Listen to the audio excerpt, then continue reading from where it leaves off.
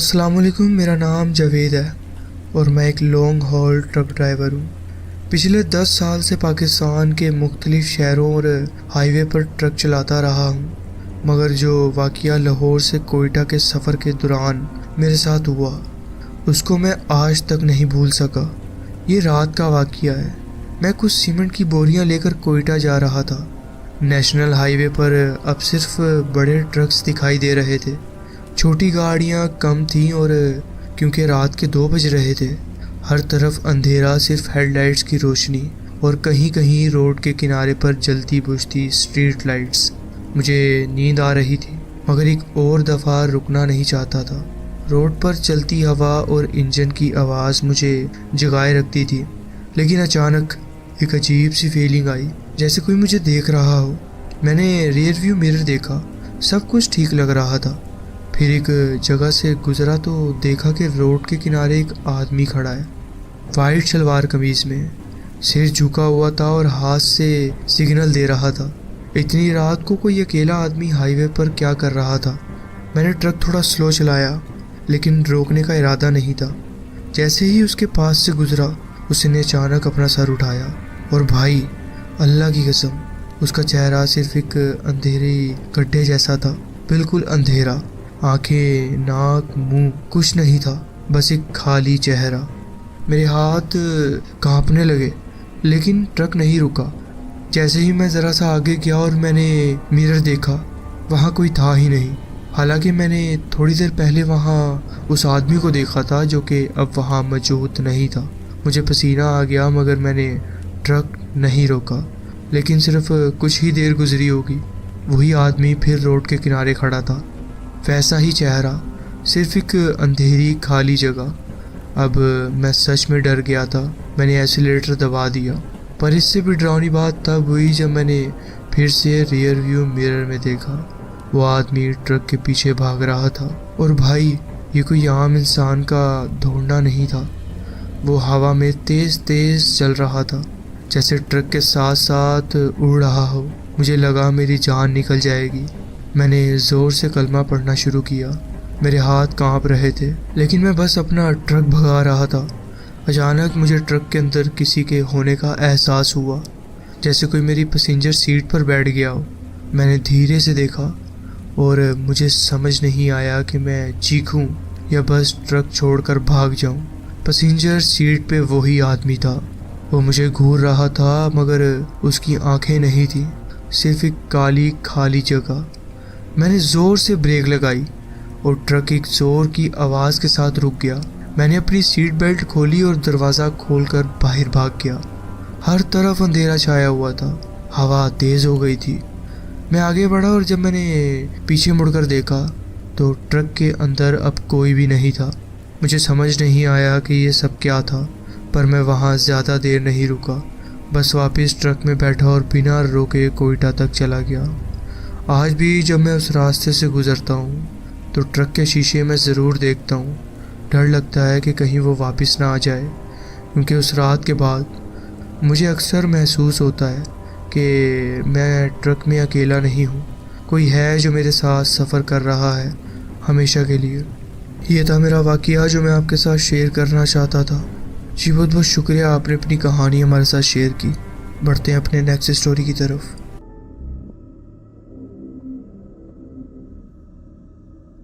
अस्सलाम वालेकुम। घर वापस जाते हुए रोड जो किला सैफुल्ला से डेरा मुराद जमीली की तरफ जा रही थी। अंधेरे की घूमती हुई पत्ती थी वो रात सितारों और चांद के बगैर थी।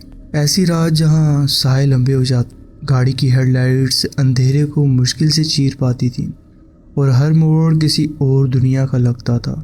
मेरे वालिद कहा करते थे, उनके साथ मैं इन रात भरे सफ़रों में हर बात करता था, सपने, फ्यूचर के प्लान्स और वो बेवकूफ़ाना लतीफ़े जिन पे हम इतना हंसते थे कि पेट दर्द होने लग जाता था। मैं हमेशा की तरह पीछे वाले मिडिल सीट पर बैठा हुआ था, मेरा हमेशा का मकाम, क्योंकि यहाँ से मैं हर बात अच्छे से सुन सकता था।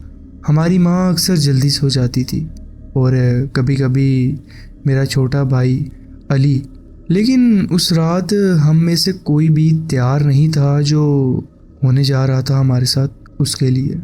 एक तेज़ रोशनी ने रियर व्यू को फुल चमका दिया। सफ़ेद और सख्त रोशनी ने गाड़ी के अंदर सब कुछ रोशन कर दिया था। फिर एक भारी आवाज़, जैसे किसी इंजन का बहुत ज़्यादा शोर हवा में गूंज उठा हो। हमारे समझने से पहले वो गाड़ी हमारे बम्पर तक आ पहुंची, जैसे किसी तूफान की तरह हो वो। फिर बिल्कुल आधे मोड़ पर वो गाड़ी हमें ओवरटेक कर गई, जैसे कोई सुपर कार हो। इतनी तेज़ और नज़दीक के मेरे वालिद साहब को मजबूरन स्टीयरिंग घुमानी पड़ी। टायर जो कि चीख उठे और मेरा जिस्म जो कि झटके से हिल गया। और फिर अचानक ताक़ुब का आगाज़ हो गया। ये कोई आम ड्राइवर नहीं था, वो सिर्फ हमें ओवरटेक नहीं कर रहा था, वो चाहते थे कि हम रुक जाएं। दिमाग में हज़ार सवाल दौड़ गए, लेकिन डर ने किसी जवाब की जगह नहीं छोड़ी। वो गाड़ी दोबारा हमारे साथ साथ चलने लगी, इतने करीब कि मैं उनके अंदर 4 साए देख सकता था। उनकी हरकतें जानबूझकर थीं, जैसे वो हमें रोड से धकेलना चाह रहे हों। सड़क सामने दूर तक खाली और सुनसान थी। अगले शहर की एक हल्की सी रोशनी थी, लेकिन अभी वो बहुत दूर था। मेरे वालिद का हाथ स्टीयरिंग पर मज़ीद मजबूती से जम गया था। उनकी उंगलियों के रंग सफ़ेद हो गए थे। उनकी आवाज़ धीमी थी, लेकिन पुरज़म, मजबूती से पकड़ो। उन्होंने एक्सेलरेटर दबा दिया। इंजन फुल ज़ोर शोर में आ गया। वो सुपर कार दोबारा हमें ओवरटेक करने लगी, लेकिन मेरे वालिद ने इस दफ़ा उसे ब्लॉक कर दिया। बस इतना कि कंट्रोल हाथ से ना निकले। दूसरे ड्राइवर ने एक पल के लिए पीछे हटने का नाटक किया, लेकिन वो सिर्फ तैयारी थी। फिर उनकी हेडलाइट्स थोड़ी थोड़ी चमकने लगी, जैसे कोई तमाशा हो। तभी मैंने उनके चेहरे देखे। मुस्कुराहटों में इंसानियत नहीं थी, वो हंसी किसी ज़ख्म जैसी थी। आंखें हमें घूर रही थीं, जैसे शिकार देख लिया हो। वो दोबारा हमारी तरफ बढ़ने लगे, इतनी करीब कि मुझे लगा अब टकरा जाएंगे। वक्त जैसे रुक सा गया हो, सांस घुट गई थी मेरी। और फिर टकराने से बिल्कुल पहले मेरे वालिद ने एक ब्लफ मारा। स्टीयरिंग उनकी तरफ झटका दिया, जैसे टकराने जा रहे हो, और ये काम कर गया। दूसरी गाड़ी के ड्राइवर ने घबरा कर ब्रेक लगाई। वो गाड़ी हल्की सी दूर हो गई और हमारी गाड़ी आगे निकल गई, जैसे किसी जानवर की तरह जो अपनी जान बचाने के लिए भागता है। फिर सामने रोशनी नज़र आई, और शहर की डीप उम्मीद की रोशनी, इंसानी दुनिया का एक हिस्सा जो हमें अपनी तरफ खींच रहा था। मेरे वालिद रुक गए। शायद उन्हें समझ आ गया कि वक्त ख़त्म हो गया है वहाँ। उन्होंने एक आखिरी कोशिश की, लेकिन देर हो चुकी थी। हम शहर के करीब आ गए थे, लेकिन क्यों? क्योंकि वो दूर से हमें आते हुए दोबारा हमारी तरफ नज़र आ रहे थे। और फिर जैसे वो अचानक तेज़ी से आए थे, वैसे ही चले गए।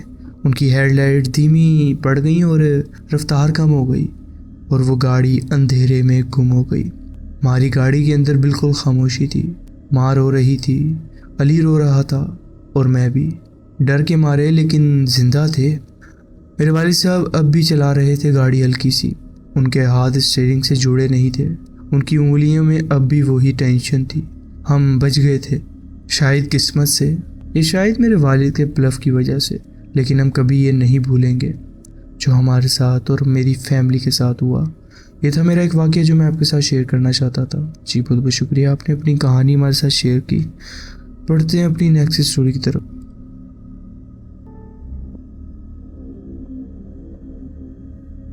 अस्सलाम वालेकुम। मैं रोज़ दिन रात सफ़र पर होता हूँ अपने काम के लिए, और एक रात का वाक़या जो मैं कभी नहीं भूल सकता वो उस वक्त का है जब मैं सिंध के एक दूर दराज इलाके से गुज़र रहा था। वो पूरा 400 किलोमीटर का सफ़र सिर्फ 1-2 लाइन वाली सड़क पर था। जब मैं गोटकी से निकल रहा था, मौसम अचानक ख़राब होने लगा।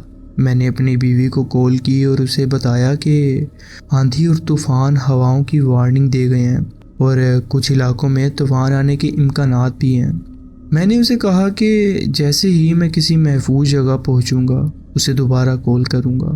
मैं पहले ही 13 घंटे की ड्यूटी कर चुका था ट्रक चलाने से पहले, इसलिए मैंने एक ढाबे से खाना लिया और चाय ली ताकि होश में रहूं। अगर किसी ने कभी रात के वक्त 150 किलोमीटर से ज़्यादा की दूरी सिर्फ खेत और सख्त ज़मीन के दरमियान तय की हो तो वो समझ सकता है कि ये कितना थकान देने वाला होता है। हर तरफ सन्नाटा और अंधेरा होता है, और अगर मौसम ख़राब हो तो ये और भी खौफनाक लगता है। मैं लगभग 40 किलोमीटर चला था कि अचानक ओले गिरने लगे, यानी वो बारिश होती है और बर्फ़ के जो गिरते हैं।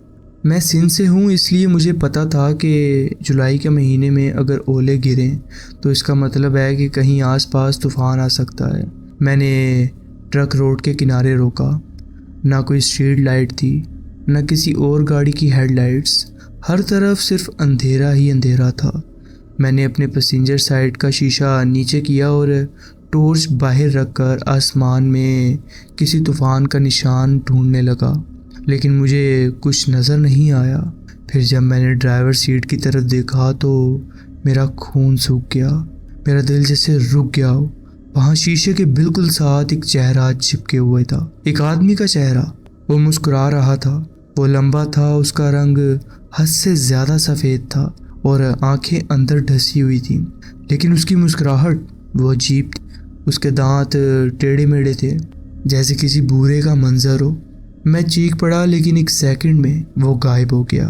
मेरा दिल ज़ोर ज़ोर से धड़क रहा था। मैंने फ़ौरन ट्रक को गियर में डाला और वहाँ से निकल गया।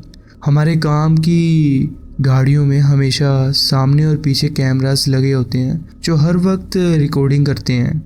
जब मैं एक महफूज जगह पर रुका तो मैंने अपनी बीवी को कॉल की, लेकिन उस आदमी के बारे में कुछ नहीं बताया। उसे डराना नहीं चाहता था या उसे परेशान नहीं करना चाहता था। कॉल बंद करने के बाद मैंने कैमरे का मेमोरी कार्ड निकाला और रिकॉर्डिंग चेक की, लेकिन उसमें कुछ भी नहीं था। ना वो आदमी सामने के कैमरे में आया, ना पीछे के। आज तक मैं खुद से कहता हूँ कि शायद मेरी थकान ने मुझे धोखा दिया हो, या मेरी आँखों का धोखा हो ये। लेकिन उस रात के बाद से मैंने कभी भी उस रात वाली सड़क पर दोबारा सफ़र नहीं किया, जब तक कि मजबूरी ना हो। शायद मैं सिर्फ थका हुआ था, लेकिन हमारी गाड़ियाँ कोई बड़ा ट्रक नहीं होती हैं। ये सिर्फ पैसेंजर गाड़ियाँ होती हैं जिनमें कैमरास और जीपीएस होता है, सिर्फ इंश्योरेंस के लिए। हमें किसी कानून का इतना प्रेशर नहीं होता कि हम रात भर गाड़ी चलाएं। अगर कभी ज़्यादा थकान महसूस करता हूँ तो किसी होटल में रुक जाता हूँ। मैं अपनी या किसी और की ज़िंदगी को ख़तरे में नहीं डालता। ये था मेरा एक छोटा सा वाक़या जो मैं आपके साथ शेयर करना चाहता था। जी बहुत बहुत शुक्रिया, आपने अपनी कहानी हमारे साथ शेयर की।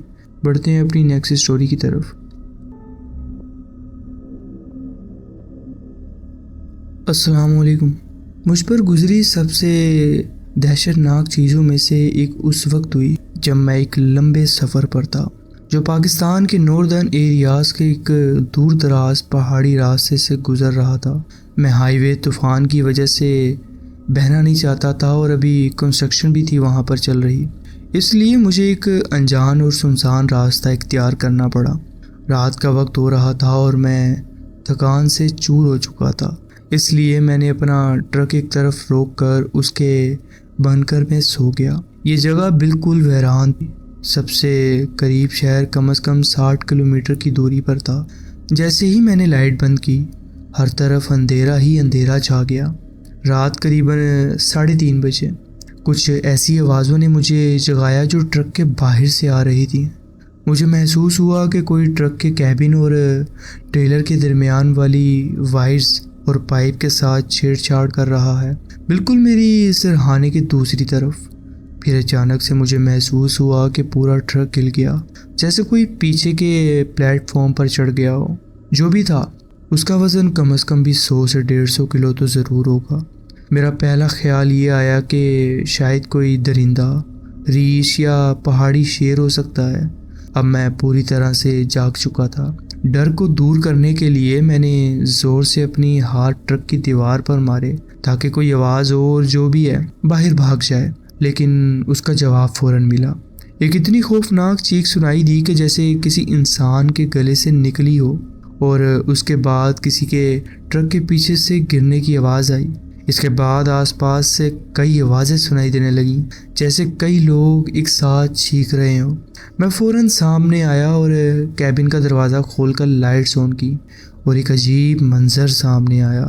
मेरे ट्रक के चारों तरफ फुली आर्म्ड फौजियों का एक ग्रुप। पता चला कि ये लोग पाकिस्तान आर्मी के एक रिजर्व यूनिट से थे जो रात के वक्त एक ट्रेनिंग मिशन कर रहे थे। उनका मिशन ये था कि वो एक पुराने छोड़े गए ट्रक को लोकेट करें, सिक्योर करें। लेकिन असल में उनका टारगेट कोई और ट्रक था जो इस रास्ते से कुछ 3 किलोमीटर दूर था। गलती से उन्होंने मेरा ट्रक समझ लिया कि वही टारगेट है। जब मैंने उन्हें सब कुछ समझाया तो सब हंसने लगे। उन्होंने फ़ौरन अपने कमांडर को वायरलेस पर कॉल किया और सिचुएशन क्लियर की ताकि दूसरी टीम्स मुझे अटैक ना कर दें। ये था मेरा एक वाक़या जो मैं आपके साथ शेयर करना चाहता था। जी बहुत बहुत शुक्रिया, आपने अपनी कहानी हमारे साथ शेयर की। पढ़ते हैं अपनी नेक्स्ट स्टोरी की तरफ। अस्सलाम वालेकुम। मैं अपने आप को एक ट्रक ड्राइवर ही समझता हूँ क्योंकि मैं उससे रिलेटेड ही एक गाड़ी चलाता हूँ। एक रात मेरा एक दोस्त और मैं पाकिस्तान के साउदर्न इलाके में गवादर की तरफ एक बहुत ही मुश्किल और पत्थर भरे 5 घंटे लंबे कच्चे रास्ते पर सफ़र कर रहे थे जहाँ से हमारा रुख पसनी की तरफ था। अगर कभी तुमने वो जगह नहीं देखी तो बता दूँ कि वो बिल्कुल सुनसान रेगिस्तान के बीच में है। हर तरफ सिर्फ मिट्टी, रेत और खामोशी ही है वहाँ पर। ना कोई बिजली, ना बल्ब, ना कोई बस्ती और ना ही कोई मदद मिलने की उम्मीद अगर कुछ गलत हो जाए। जैसे जैसे अंधेरे में हम रास्ता तय करते रहे, सिर्फ इंजन की गरज और टायर्स के नीचे पत्थरों की खराश की आवाज़ सुनाई दे रही थी। अचानक मुझे रियरव्यू मिरर में हेडलाइट्स नजर आईं जो हमारी तरफ बढ़ रही थी और बहुत तेज़ी से। पहले लगा कि शायद कोई लोकल बंदा होगा या किसी करीबी मेला शहर से कोई अजनबी जो शायद नशा करके अपनी गाड़ी लेकर इस तरफ आ गया हो। ऐसा अक्सर होता है। लेकिन जैसे जैसे वो गाड़ी करीब आई सब कुछ अजीब लगने लगा। उस गाड़ी के ऊपर हेडलाइट्स का एक बड़ा सेटअप था, या कम से कम मुझे ऐसा लगता था, और वो रोशनी आंखों को अंधा कर रही थी। मैंने हाथ हिलाकर उस ड्राइवर को इशारा किया कि अपनी लाइट्स डीम कर दे, लेकिन उसने कोई तवज्जो नहीं दी मेरी तरफ। वो बिल्कुल हमारे पीछे ही लग गया, जैसे चिपक गया वो हमारे साथ और हमें मज़ीद तेज़ी से चलाने पर मजबूर कर रहा था। वो ऐसे रास्ते पर जहाँ सिर्फ एक छोटी सी गलती से ट्रक पलट भी सकता था या सीधा गिर भी सकता था। आखिर में एक किनारे पर एक मोड़ के पास मुझे एक जगह नज़र आई जहाँ मैं अपनी गाड़ी रोक सकता था बिना पलटाए। मैंने फ़ौरन स्टीयरिंग घुमाया और ब्रेक लगाई और हमारी गाड़ी मिट्टी उड़ाती हुई रुक गई। हमने देखा कि वो रोशनियां हमें क्रॉस करती हुई इंतहाई तेज़ी से उस मोड़ की तरफ गई। मुझे यकीन था कि वो गाड़ी सीधा नीचे गिर जाएगी, लेकिन वो रोशनियां ना रुकी, ना स्किड हुई, ना धीमी हुई। वो सीधा क्लिफ के किनारे से ऊपर की तरफ गई, जैसे हवा में उड़ती हुई। एक लम्हे के लिए लगा कि शायद किसी छुपी हुई रैम से वो गाड़ी ऊपर चली गई हो, लेकिन फिर वो रोशनियां अचानक आसमान में शूट कर गईं और फिर गायब हो गईं। मैं और मेरा दोस्त अपने होश गंवा बैठे थे। सिर्फ हमारी सांस और हल्की हवा की आवाज़ आ रही थी। उसने हल्की सी आवाज़ में पूछा, तुमने देखा? मैंने मुश्किल से ही अपनी आंखें खोलकर उस जगह पर देखा जिस तरफ वो रोशनियां गायब हुई थीं। उसके बाद कभी हमने इस वाक़ये पर बात नहीं की, ना सफ़र के दौरान, ना जब पसनी पहुँचे, और ना ही टीम के किसी और के साथ। सच तो ये है कि कौन मानेगा हमें, कौन यकीन करेगा। ये था मेरा एक वाक़या जो मैं आपके साथ शेयर करना चाहता था। जी बहुत बहुत शुक्रिया, आपने अपनी कहानी हमारे साथ शेयर की। बढ़ते हैं अपनी नेक्स्ट स्टोरी की तरफ।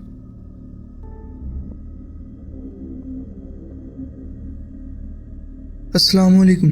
ट्रक ड्राइवर अक्सर रात भर लंबे सड़कों पर सफ़र करते हुए एक दूसरे को अजीबोगरीब वाक़यात सुनाते हैं। ऐसी चीज़ें जो अंधेरे में नज़र आई हों, रास्ते जो ठीक महसूस ना हो रहे हों। लेकिन एक रात ऐसी थी जो मैं कभी नहीं भूल सकता।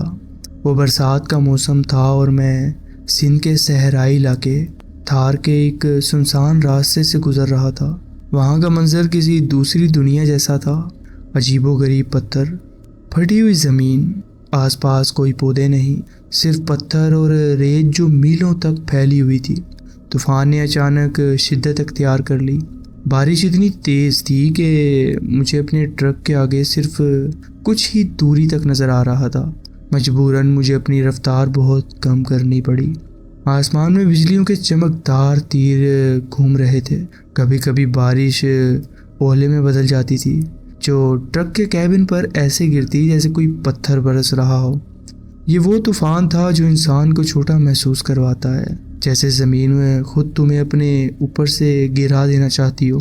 और ख़ासकर जब जब तुम एक सड़क पर चल रहे हो, बिल्कुल सुनसान इलाके में अकेले। फिर जब मैं एक मोड़ पर पहुंचा तो मुझे कुछ ऐसा नज़र आया कि मेरी रूह कांप गई। आग, एक दीवार जैसी आग, लगभग 20 फुट ऊंची, पूरे मंजर पर छाई हुई थी। वो ज़मीन जल रही थी, सिर्फ पत्थर और मिट्टी, लेकिन आग में लिपटे हुए। हालांकि बारिश मुसलसल बरस रही थी, मगर आग हर तरफ फैल रही थी। सोचो ये मंजर, एक अंधेरी तूफानी आसमान के नीचे चमकती हुई रोशनी। मैंने ट्रक को धीमा किया। दिल तेज़ तेज़ धड़क रहा था मेरा, समझने की कोशिश कर रहा था कि ये हो क्या रहा है आखिरकार। वहाँ जलने को कुछ नहीं था, ना दरख्त ना घास, सिर्फ सुनसान ज़मीन। फिर भी सब कुछ जल रहा था। पहले मैं समझा शायद मेरी आंखों का धोखा है या थकान का असर है, लेकिन मैं शीशे के उस पार गर्मी महसूस कर सकता था और देख रहा था कि कैसे आग हवा के साथ लहरा रही है। ये सब कुछ असल था। मैं आहिस्ता आहिस्ता आग के पास से गुजरता गया, इस उम्मीद में कि कहीं से कोई अजीब चीज़ सामने ना आ जाए, लेकिन कुछ भी नहीं था। सिर्फ बारिश और आग जो एक दूसरे से लड़ रही थी इस सुनसान सहरा में। बाद में पता चला कि एक गैस सिलेंडर वाला ट्रक तूफान के दौरान रास्ते से फिसल गया था। उसका बैलेंस ख़त्म हुआ और वो एक पथरीली इलाके में जा टकराया। झटके से सिलेंडर फट गए और गैस भड़क उठी। मुझे कभी वो ट्रक नज़र नहीं आया। शायद किसी पत्थर के पीछे छुप गया हो या फिर आग में जल गया हो। और मुझे कभी ये भी नहीं पता चला कि ड्राइवर के साथ क्या हुआ। मैं खुद को ये कहता हूँ कि मैं कुछ नहीं कर सकता था। सब कुछ उस वक्त तक हो चुका था। रुक जाता तो भी कुछ नहीं बदलता। लेकिन आज भी जब तेज़ बारिश होती है और सड़कों का सिलसिला अंधेरों में घुलता चला जाता है, मुझे वो मंज़र याद आता है। वो आग जो जल रही थी जब उसे नहीं जलना चाहिए था। और मैं सोचता हूँ, क्या उस तूफ़ान में कोई मुझे गुज़रता हुआ देख रहा था? मैं पाकिस्तान के एक बजा ऑफ रोड रेस का हिस्सा था। ये था मेरा एक वाक़या जो मैं आपके साथ शेयर करना चाहता था। जी बहुत बहुत शुक्रिया, आपने अपनी कहानी हमारे साथ शेयर की। तो जी फ्रेंड्स, ये थी आज की स्टोरीज़। आप कमेंट्स में ज़रूर बताएं कि आपको ये स्टोरीज़ कैसी लगी। अगर आपको ये स्टोरीज़ अच्छी लगी हो तो वीडियो को ज़रूर लाइक कीजिए और चैनल को ज़रूर सब्सक्राइब कीजिए और बेल आइकन को ज़रूर प्रेस कर लीजिए ताकि आगे आने वाली कहानियाँ वीडियोज़ आपसे मिस ना हो। अपना ख्याल रखें और मिलते हैं नेक्स्ट वीडियो में। अल्लाह हाफिज़।